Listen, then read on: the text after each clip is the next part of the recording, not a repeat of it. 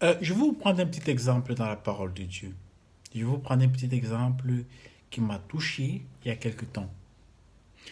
Euh, dans Jean chapitre 11, exactement, dans Jean chapitre 11, soit 11, soit 13, on vit l'histoire de deux hommes. Il s'agit de celui de Judas et de celui de Pierre. On a un qui va trahir le Seigneur, il s'appelle Judas. On a l'autre qui va régner le Seigneur. Le Seigneur lui dit, tu me régneras. Il dit, non, Seigneur, je te suivrai où que tu ailles. Il dit, non, mais tu vas me régner. Il dit, jamais. Et il a régné le Seigneur. Dans ce chapitre, c'est pas ça qui m'impressionne. Ce qui m'impressionne, c'est l'attitude du Seigneur quelques versets avant que ces actes n'arrivent. Dans quelques versets avant, le Seigneur a lavé les pieds de ses disciples. Le Seigneur a lavé les pieds des 12, y compris Judas et Pierre. Le Seigneur savait d'emblée que Pierre allait renoncer à lui et que Judas allait le trahir. Écoutez très bien. Il savait. Il savait. Il lui a dit, de toute façon, il a dit qu'il y a quelqu'un parmi vous qui va me trahir et il y a l'autre qui va renoncer à moi. Mais il a lavé les pieds des 12. Il n'a pas lavé les pieds de 10 personnes. Il a lavé les pieds des 12. Est-ce que tu es capable de ça? C'est pas grave. Ce qui me touche dans cette affaire, c'est que le Seigneur le savait, mais quand même, il l'a fait.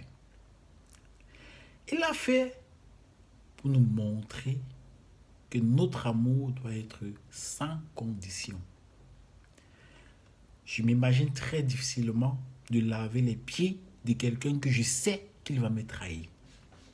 J'imagine très difficile pour moi de laver les pieds de quelqu'un qui va renoncer à moi à un moment donné. Mais le Seigneur l'a fait. Mes frères, c'est un très grand exemple. C'est une chose qui nous amène à comprendre que l'amour n'a pas besoin de raison. L'amour n'a pas besoin de raison. Aimer quelqu'un, c'est simplement l'obéissance à son Créateur. Le Seigneur dit, aimez-vous les uns les autres. J'aime beaucoup ce verset. Aimez-vous les uns les autres. Il n'est pas écrit quand vous vous entendez, quand vos caractères passent ensemble, quand vous êtes gentils l'un à l'égard de l'autre, quand vous avez des activités communes, quand vous avez des intérêts communs. Non. Il dit, aimez-vous les uns les autres. C'est un message très fort, mes frères. Par ceci, je souhaite nous encourager. C'est pas une chose facile, je sais, mais je souhaite encore nous encourager. Apprenons à aimer d'un amour qui vient du Seigneur. N'aimons pas de nos propres forces. On serait très rapidement dessus. Vous savez, que quelqu'un te frappe, mais tu dis que tes péchés te soient pardonnés. C'est difficile. Que quelqu'un te vante, mais tu l'aimes et tu lui laves les pieds. C'est difficile. Mais le Seigneur nous a montré l'exemple parfait. Aimons-nous les uns les autres. Aimons-nous les uns les autres. C'est plus une affaire facile. Moi, je suis encore en train d'apprendre ça. Je prie chaque jour, Seigneur, dispose mon cœur à aimer chaque homme, chaque personne, chaque frère, chaque soeur. À plus forte raison, ma famille. À plus forte raison, mon époux. À plus forte raison, mon épouse. Aimez-vous les uns les autres.